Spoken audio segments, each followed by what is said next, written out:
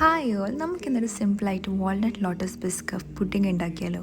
അതിനാദ്യമായിട്ട് വേണ്ടത് ഒരു ബൗളിലേക്ക് ഇതുപോലൊരു ക്രീം ചീസും പിന്നെ കുറച്ച് അമൂലിൻ്റെ ഫ്രഷ് ക്രീമും ആഡ് ചെയ്യുക. അതിലേക്ക് കുറച്ച് മിൽക്ക് മെയ്ഡും ആഡ് ചെയ്ത് നല്ലപോലെ മിക്സ് ചെയ്യുക.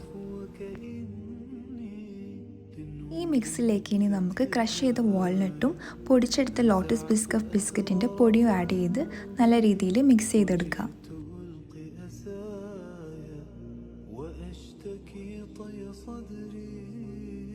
ഇതിനാകെ ഇത്ര പണിയേ ഉള്ളൂ. ഇനി വേണ്ടത് ട്രേ സെറ്റ് ചെയ്യാന്നുള്ള കാര്യമാണ്.